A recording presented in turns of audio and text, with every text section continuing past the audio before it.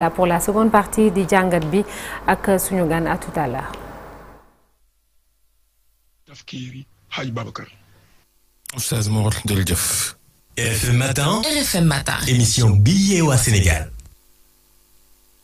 RFM Matin 7h40 sunu gan Pape Ibrahima Senghor bokk ci cadre yu Pastef jiite mouvement citoyen Kaolack bi gën salaamaaleykum.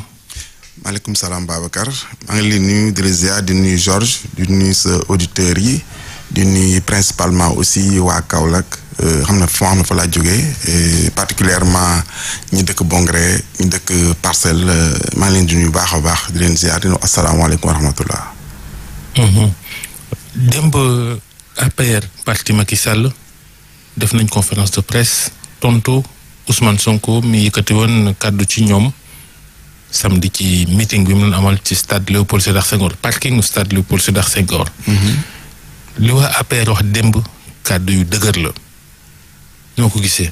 waaw li waa APR wax démb mooy kàddu koo xam ne béy bu ñuy jiital di yóbbu sa seeraas ba donc loolu la ñu wax te bu ngeen fàttali ko man bokk naa si njëkkoon wax ne li président Ousmane Sonko wax baki démb mooy man on a même lancé benn pétition pour demander la dissolution du parti APR. parce que dañoo jàpp que ne APR nekkul parti boo xam ne instant yi war na exister dans l'landerneau politique sénégalais au vu li ñu fi def yëpp si 12 ans yi xam ne exercer nañ pouvoir mais en dehors de ça si événement yi xam ne am na entre 2021 ba 2024 donc ñu jàpp si noonu loolu yëpp bu ñu ko boolee li ñu war def tey jii mooy li président Ousmane Sonko mooy dissoudre le parti APR bi nga xam ne parti boobu amatul raison exister au Sénégal. Est-ce que du fayantu. non ñun nekk mu si logique gu fayantu dañoo nekk si logique defaraat espace public sénégalais bi. wala defaraat wala defante. defaraat espace public sénégalais bi. parce que bu ngeen fàttalikoo gis nañ fi si événement yi bi mu amee gis nañ fi loo xam ne kenn nettalu ko kenn ñëpp gis nañ ko ñëpp teg seen bët muy ay vidéo yoo xam ne di circuler ñu gis ay waa APR yéeg si ay L200 yéeg si ay pick-up avec des gens armés jusqu'aux dents di dugg si biir permanence su APR bi loolu nekkul loo xam ne li ñuy inventé la ñëpp ko gis et jàpp nañ ne comme parti politique dafa am nu bindoo am loo xam ne moom moo ko war donc raison de plus pour tey jii ñu jàpp que ne ce parti là n'a pas droit d'exister dans l'espace public et dans l'espace politique sénégalais. mais loolu lan moo ko dëggal parce que gis rek taxut aussi mu doon dëgg.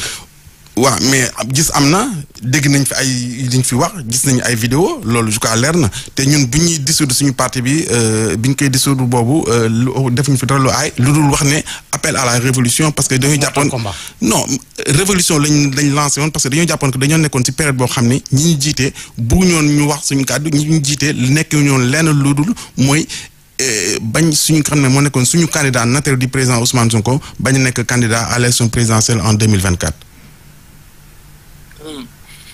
est-ce que bala ngeen a dissoudre du ngeen xaar décision de justice moo gën.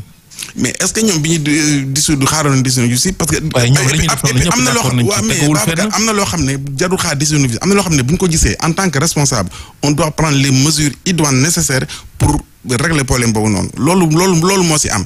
nekk di xaar décision de justice waaw mais parce que dañoo toll si situation boo xam ne dañoo toll si réew mi xam ne instant yi il faut cadre gi dëgër il faut doxalin bi dëgër il faut jëfin bi dëgër pour ñu mën a régler situation bi nga xam ne ñi fi nekk depuis 2012 ba 2024 si situation boobu lañ dugal Sénégal fi nekkatuñu si situation mbaa nekk ni position boo xam ne dañu naan noonu nañu rafetlu affaire amul li ñuy bëgg mooy ñu régler situation bi ñu nekk dans un pays sain nekk dans un pays calme nekk dans un pays boo xam ne vraiment tamit il fera bon vivre. te loolu pour moi kaddu yu bu dëgëree doxalin yu dëgër leneen li dëgër ak li nga lim yëpp est-ce que mën nañoo dund ci ab réew yi nga xamante ne dal lay àndal ak cohésion. waaw mais parce que ñi ko séqal ak ñi janoo ñii nii mu nekk ay opposants yoo xam ne tey jii nii bu nekkoon dans un pays normal ñii di wax nii yëpp tey jii nii comme ni ko président Ousmane Sonko waxee ñoom ñëpp raxas nañ leen ba vraiment ñu si kaso bi et je vais emprunter même les termes du président Nicolas Sarkozy qui disait que nettoyer au Karcher mais man dama jàpp ne instant situation bu ñu nekk nii ñii di wax nii ñi xam ne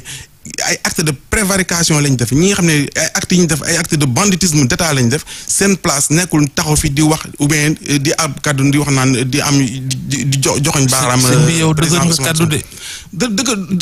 dëgëruma kaddu dama nekk si situation boo xam ne pour man dañuy jàpp instant yi nii on a trop laissé faire sur ces 2 ans là en fait il faut que vraiment li taxoon sénégalais yi fal ñu li taxoon sénégalais yi jël seen kaddu dénk ñu ko il faut ñu doxalee noonu te loolu mu ngi si programme xam ne mën na ko si programme président Bassirou Diomaye Faye président. mais doxalin woowu ci 2 ans jàpp tëj ndax nee nga ay banditisme ak lu ni mel est-ce que loolu mën naa doxal réew. xam nga il faut mu leer tamit ñun bu ñuy fal je crois que faluñu pour parce que xam nga nit ñi dañoo wax naan le président Macky Sall il a un bilan économique il a un bilan réel il a un bilan matériel mais là où il a flanché c'est peut-être sûrement sur son plan immatériel. justement waaw voilà mais bilan immatériel boobu bilan immatériel boobu moom non bilan itam mooy lan mooy vraiment injustice bi amoon si dëkk bi ñun nag injustice boobu lañ mënatul nangu muy continuer si dëkk bi. mooy koo xam ne lu la neex wax lu la neex jël joxor baaraam teg ko ci président Ousmane Sonko wax la lu la neex waxu lu la neex nekk fii di fexe noo defee du matin au soir pour séparer président Ousmane Sonko ak Bassirou Diomaye Faye loolu lañ du nangooti instant yi dootuñu may kenn ku jéem dugg ci diggante je veux dire Sonko mooy kan Sonko attends nan ngay nekk ci langue politique gi bëggoo kenn ku la wax dara. non loolu moom mën na nekk ñun bañuñ ku ñu wax dara parce que ñun on n'a pas peur de la contradiction ñun ragaluñ loolu mais luñ dul nangu mooy nekk fii di wax lu la neex si loo xam ne amul preuve si loo xam ne tegoo ko si yoon si loo xam ne si ñàkk a teggin nga ko teg. parce que par exemple. non mais bëri na fii par exemple maa ngi dégg démb seen invité bi ngeen ki yoon fii mu ne rapport amul mais dem leen ngeen xool le rapport de la Cour des comptes bu 2002 bi ñu génn woon il est clairement écrit non il newul rapport Cour des comptes non dafa ne rapport amul la wax non IGF non mais loolu laa wax mais rapport IGF ak rapport Cour des comptes c'est deux rapports différents. Alors je vais vous lire si rapport Cour des comptes bi ci Prodac on dit le Prodac n'a pas fait l'objet de contrôle de la Cour depuis sa création de la Cour des comptes. Cependant, en 2017, l'inspection générale des finances a procédé à la vérification du contrat liant l'État du Sénégal à l'entreprise israélienne Green 2000, réalisatrice des DAC de la première phase. xanaa kon loolu leer na donc taxaw fee naan rapport IGF amul loolu mooy yëpp Sénégal yi loolu mooy te ñun loolu dootuñu ko nangu. Vraiment mënuñu nangu référence ci rapport non parce que xam nga tey jii nii boo jàppee ni parce que ne wax naa ne affaire Prodac bi c'est la plus grande xaw ma naka laa mën tuddee dama ne le plus grand scandale politico-judiciaire bu Sénégal am parce que bu ngeen fàttali ko si affaire Prodac bi affaire Mame Mbaye Niang bi kii di tey ji nekk président Bassirou Diomaye Faye si lañ ko jàpp tëjee si kaso bi si ay wax yi mu si waxoon ak li mu si bindoon dossier Mame Mbaye Niang moom moo tax tey jii kii di président Ousmane Sonko ñu xañ ko mu nekk candidat en 2024 si kii di si affaire rapport Mame Mbaye Niang bi moom moo tax tey jii Sénégal am ay morts yu bëri yoo xam ne kii nañ ko bu ngeen fàttali ko l'histoire bi ñu tëjee oto président Ousmane Sonko bi c'était par rapport au procès Mame Mbaye Niang donc scandale yooyu yëpp ñu gis ko ak loolu yëpp ñu xañ Sénégalais bu ko taxaw di wax naan tey rapport am c'est moins important ci débat bi. non c'est très important parce que loolu ay conséquences la conséquence boobu moom moo tax tey jii nii am na ay bakkan yu ci rot. waaw mais moom laa c'est ça que j'ai dit dama ne loolu bokk na si am na ay bakkan yu rot am na ñu si gaañu am na ñu si laago te loolu lan moo ko indi mooy quelqu'un qui est là qui a refusé de dire la vérité quelqu'un qui est là ko xam ne tey jii nii rapport am na mu taxaw ne rapport am et bu ngeen fàttali ko même le premier Amadou Ba taxoon fi carrément nee na rapport am na donc loolu c'est un scandale c'est le plus grand scandale politico-judiciaire boo xam ne Sénégal dund na ko et loolu tam bokk na si li tax premier ministre Ousmane Sonko wax ne il faut ñu raxas mais man dama si yokk ne il faut que ñu raxas au Karcher il faut qu'on nettoie au Karcher parce que on ne peut pas continuer à vivre ce système là depuis 1960 ba léegi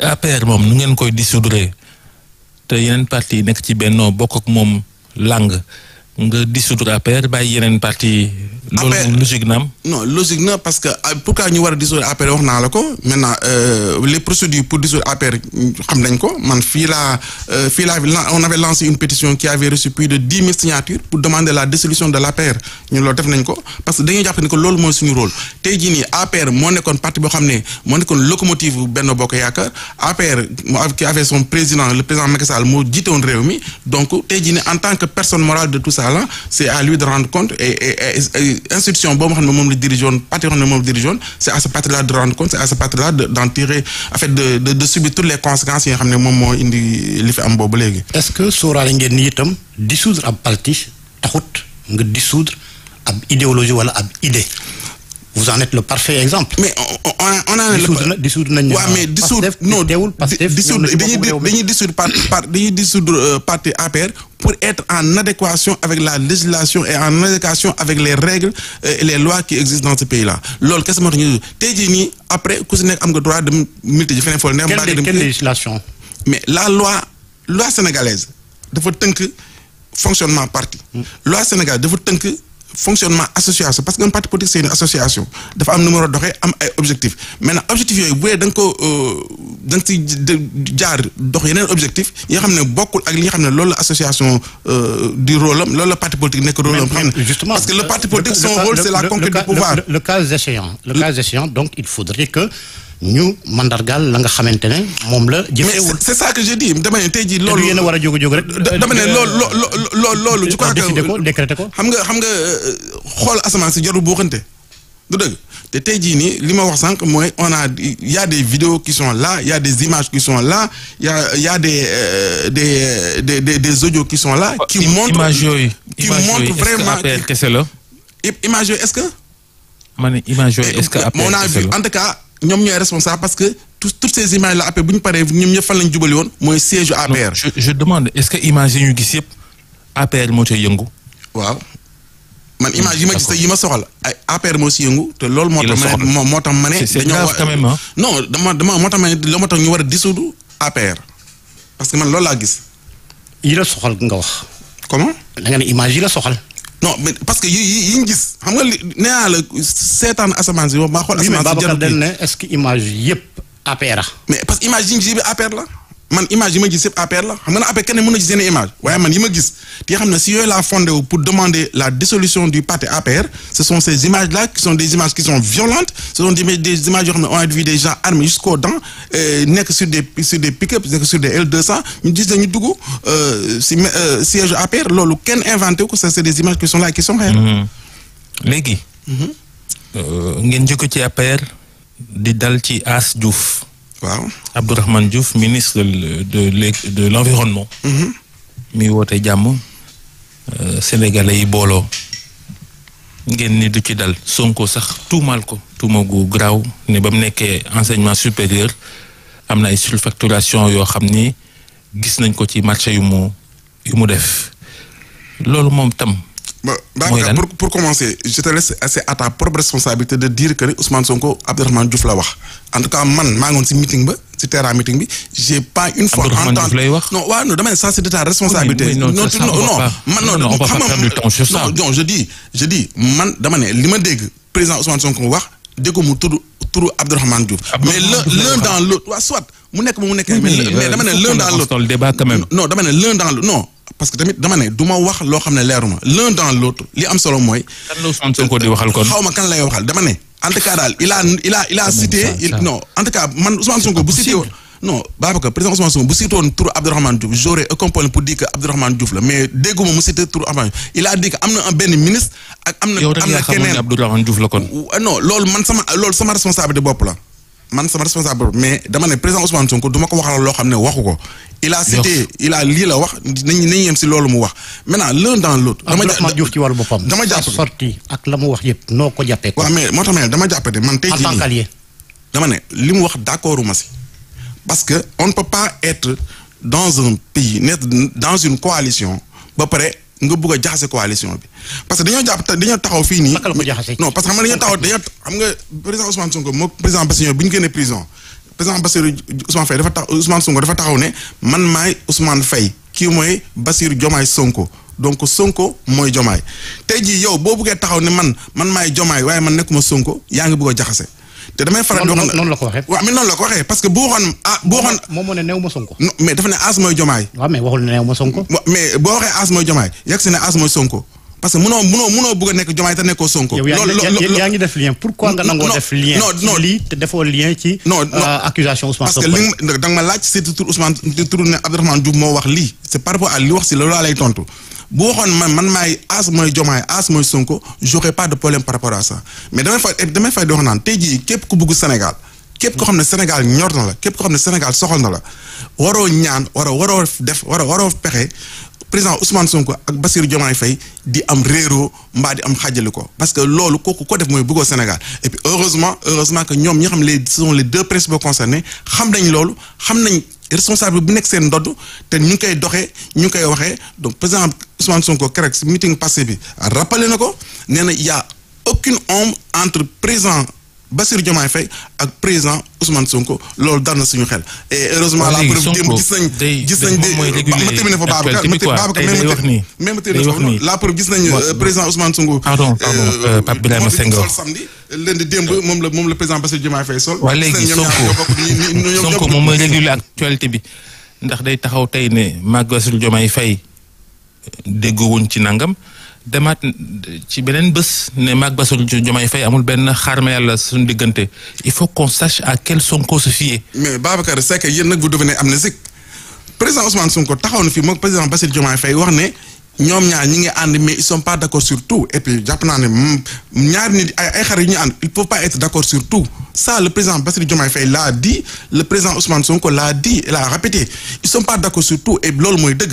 nit ñaar nit ñuy ànd des collaborateurs il faut pas être d'accord sur tout ils peuvent avoir des divergences et que ces divergences dañ koy waxtaanee xool bi nga xam ne moo gën pour Sénégal parce que ku si nekk di nga xalaat mooy lu gën pour Sénégal bu ñu toogee waxtaanee ko ni gis na lii moo gën pour Sénégal mais ñu doxale noonu pour Sénégal. est-ce que Bassirou Diomaye Faye gën na ci Sénégal bu ñu demee ba ñuy naan il y a un manque d'autorité à la tête de l'État.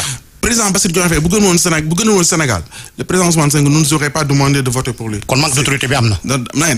dama ne le président Bassirou Diomaye Faye moo gën Sénégal c'est pourquoi le président Ousmane Sonko nous a proposé de voter pour lui pour le faire pour l'élire comme président de la République du Sénégal comme 5e président de la République du Sénégal loolu lañ def te on est sur ça.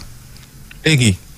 yow 2019 élection présidentielle. Macky Sall nga jàppale woon. 2019. kan si man mii. waaw da ngay c'est dans ces élections wala da ngay rêver wala instant. dama lay laaj. xalaatuma ko sax. j'ai jamais voté pour le président Macky Sall. et ñaan heureusement d'ailleurs. même en 2012 j'ai pas voté pour lui. léegi lan moo indi sa xiilo gi nga nekkee ci APR bëgg rek ñu dissoudre ko. parce que dama jàpp ne APR du parti jàmm APR li taxoon ñu créé APR muy parti politique ak li xam ne moom lañ sas parti politique APR doxewu ko et raison pour laquelle on demande la dissolution de ce parti là parce que parti APR amul place espace politique sénégalais voilà. Georges Daniel. leneen. Ousmane Sonko ci wàllum financement presse bi plan de redressement économique et social bi. def un lien avec les procédures judiciaires. dem sax bay woo militants yi bu fekkee ne baraluñ mbir mi bu ñu fayati impôt bu ñu fayati taxe ak lu ni mel est-ce que loolu ab njiital gouvernement war na kaa wax parce que l'impôt payer impôt yoon na ko tëral. mais fay impôt yoon moo ko tëral mais yéen organe de presse yi on vous demande de payer l'impôt et vous criez sur tous les toits. donc vous en êtes le parfait exemple on vous demande de payer l'impôt on vous demande de payer l'impôt on vous demande de payer l'impôt vous refusez et vous criez sur tous les toits ba pare en contrepartie ngeen taxaw di demander aide à la presse yéen kay yéen vous êtes l'exemple parfait de l'aide à la presse c'est la subvention l'aide à la presse c'est la subvention mais subvention bi ngeen demandé à l'Assemblée nationale mais subvention ba mais yéen mais subvention ba yéen parallèlement bi ngeen demande subvention parallèlement am na loo xam ne war na leen mooy lan mooy fay l'impôt yéen fay loon l'impôt on vous demande de payer l'impôt et vous criez sur tous les toits pour dire que oui le gouvernement s'acharne sur vous. am nga ci ay firnde mais yéen taxaw carrément ne mënu leen fay yéen taxaw ne mënu leen fay impôt yéen taxaw ne amu leen lu ngeen fay l'impôt ba pare nekk fi di acharne naan le gouvernement s'acharne sur vous. am nga ci firnde. am daa si firnde Babacar. waaw génne ko. non du fi laa koy génne boo bëggee ñu génne ko demal foo xam ne xalaat ngeen foofu mënuñ ko fa génne. yow miy génne kay yow yaa non dama ne li ma ko dafa leer yéen a taxaw ni mënu leen fay impôt. parce que amul yéen a taxaw non premier ministre Georges yéen a taxaw ni mënu leen fay impôt yéen a taxaw demander à ce que ñu baale impôt bi les 40 milliards yi xam ne moom la Macky Sall waxoon. est-ce qu'on doit faire une jonction entre procédure judiciaire ak fay impôt. ban lien la sa.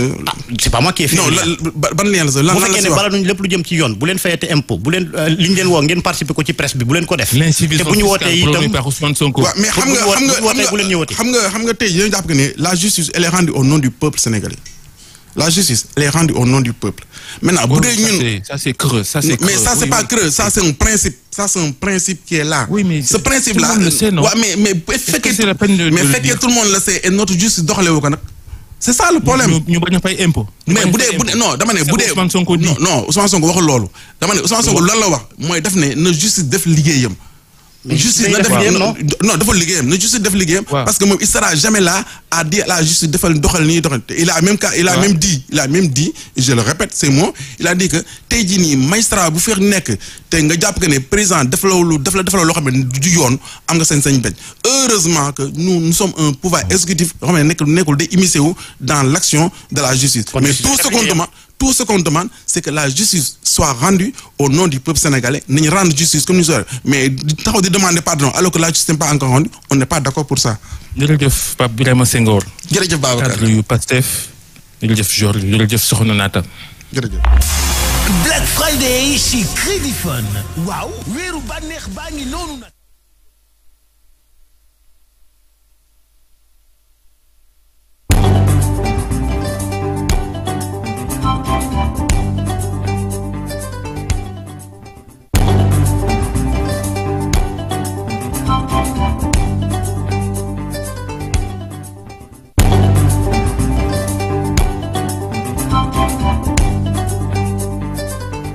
Merci beaucoup à toute l'équipe de RFM.